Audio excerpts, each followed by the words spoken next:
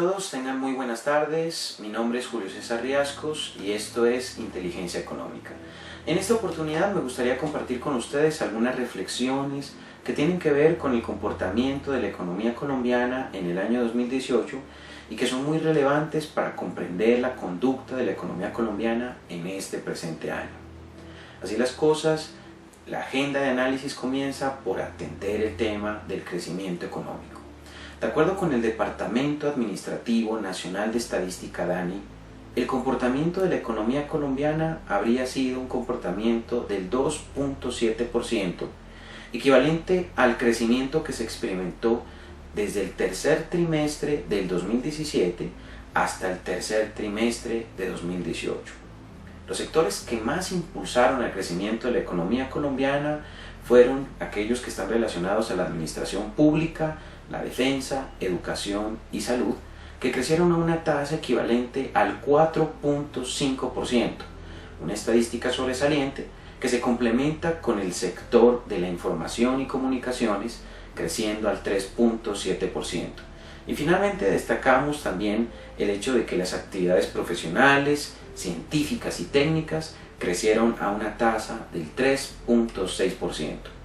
En contraste con lo anterior, en Colombia tenemos que el sector primario de la economía, contrario a lo que había sucedido en el pasado, tuvo una menor dinámica en cuanto a crecimiento económico. Esto, por ejemplo, se puede ver reflejado en el hecho de que la agricultura, ganadería, caza, silvicultura y pesca crecieran tan solamente a una tasa del 0.1%, constituyéndose en el sector que menor crecimiento tuvo en este periodo de análisis.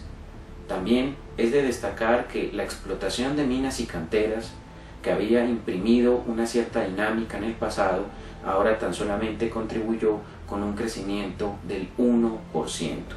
Finalmente, las actividades artísticas, de entretenimiento y recreación y otras actividades vinculadas con los servicios crecieron a una tasa del 1%. El crecimiento de la economía también puede verse descompuesto a partir del entendimiento de sus factores. Así, por ejemplo, el gasto de consumo final que se experimentó en este periodo de tiempo habría crecido al 3.5%. La formación bruta de capital habría crecido al 2.6%, las exportaciones tuvieron una dinámica del 1.2% y las importaciones habrían crecido al 5.1%. En materia de inflación, el Banco de la República mantiene un rango meta de largo plazo.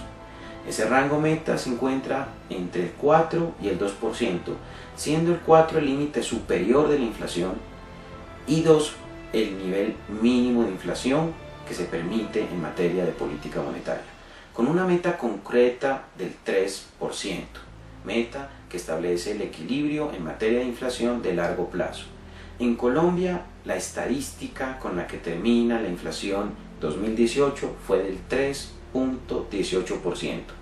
No obstante, de haber cumplido con este propósito de política monetaria, hay analistas que plantean que la pérdida de dinamismo en la demanda refleja una menor presión sobre los precios y que este resultado se debe a una menor generación de ingresos en este periodo de análisis. Así las cosas, por ejemplo, tenemos que el crecimiento experimentado en los precios de los alimentos fue del 2.43%, inferior a la inflación total. También elementos como los vestuarios o como las comunicaciones o la diversión crecieron a tasas del 0.33%, 0.28% y menos 1.16% respectivamente. Estos factores crecieron con una menor dinámica que la inflación total. Pero es preocupante el hecho de que la educación tuvo el mayor crecimiento en este año, puesto que hablamos de un crecimiento de 6.38%. Esto significa que los precios de los bienes y servicios asociados al sector educativo fueron los que más experimentaron crecimientos en sus precios. La salud también fue una de las variables que experimentó mayor crecimiento, siendo del 4.33%, la vivienda con el 4.13% y finalmente el transporte, que habría crecido al 3.73%. Repito, es preocupante porque tenemos que la educación, la salud, son sectores que le han contribuido de manera muy significativa al crecimiento económico, pero a la vez se han caracterizado por experimentar la mayor presión en los precios. De otra parte, en materia de mercado laboral, la tasa global de participación oscila cerca del 63.1% frente a una tasa de ocupación del 57.5%. La tasa de desempleo, que es esa brecha entre oferta laboral y demanda laboral, fue del 8.8%. Y si bien es una estadística baja en comparación con históricos de la economía colombiana, con respecto al año anterior ha subido, puesto que se encontraba en el 8.4% y ha pasado ahora al 8.8%. En materia de sector externo, la economía colombiana sigue presentando un déficit en su balanza comercial. En el año 2017, el déficit comercial era de 700 millones de dólares. Para el año 2018, el déficit comercial fue de 920 millones de dólares. Es decir, el déficit que presenta la economía colombiana frente al sector externo se ha venido incrementando notablemente.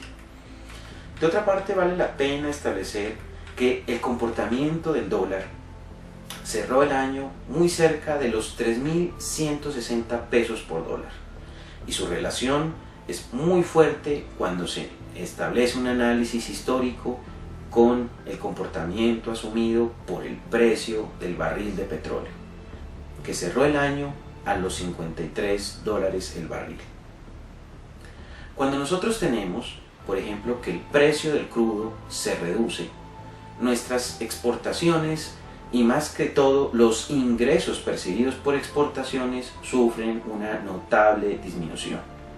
Esa disminución implica que al país entran menos dólares por exportaciones. Los dólares se vuelven escasos y se aprecian, mientras que el peso se deprecia.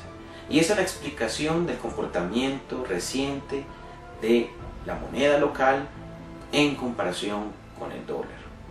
También vale la pena notar que el salario mínimo, que tiene que ver con el pago por factor trabajo dentro del mercado laboral, fue de 828.116 pesos.